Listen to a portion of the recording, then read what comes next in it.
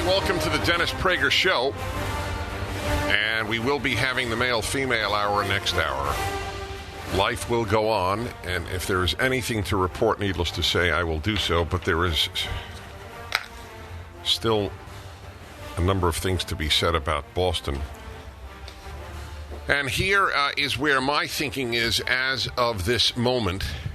And please understand that I understand, and you should understand, this is my thinking. There is no certitude, but we're permitted to think. If you see evidence that leads to something, you are allowed to suspect that it might be that something.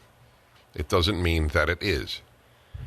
But with all the reading that I have done, and I'm sure that you have done, and presumably television news watching, but I just don't know, I rely 96.4% on reading and 3.6% on viewing.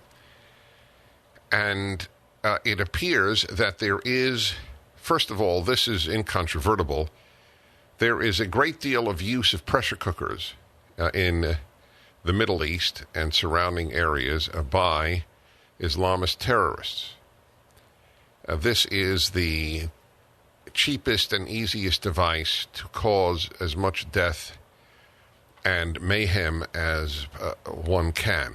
So that's number one. Number two, on the Al-Qaeda website, run apparently by an American in Yemen, who is, I assume he's a convert. I just don't know. Look him up. I'd be very curious. In any event, he's an American citizen, and he lives in Yemen and hides in Yemen, presumably. And it's a flashy website, and it's done in American vernacular because he's an American citizen, obviously knows English the way we speak it. And there are directions and there are calls for ways in which to slaughter as many people as possible. I will read to you some of those. This is,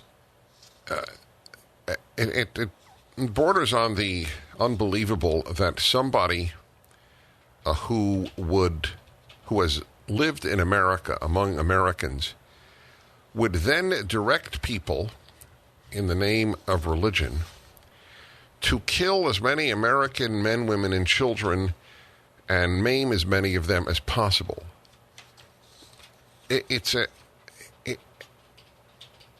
We treat people nicely here. You have to be, I won't say sick because then it renders it a psychopathological issue, but and that reduces the level of evil.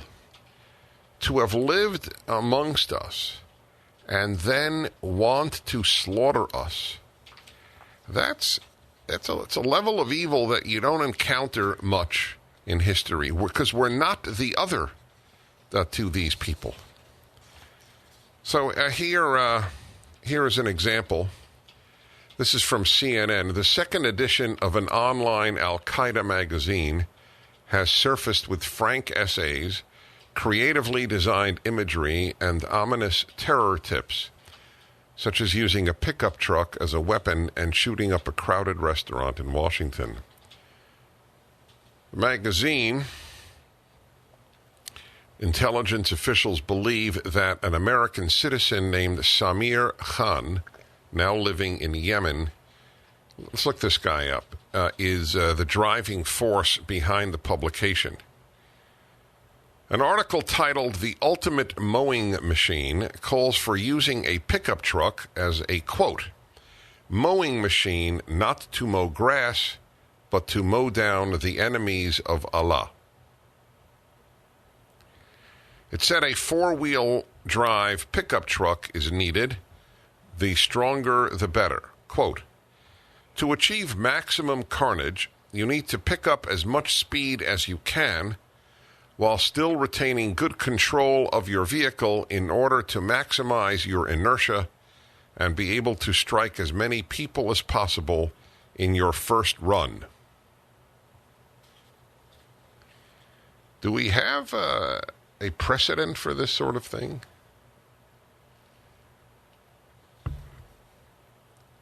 Boy, I'll tell you, I'm not my theology and my own personal beliefs don't believe in a literal devil. But I have to say, I have never mocked those who believe in the devil. Because, frankly, it's as good an explanation as any for the truly evil.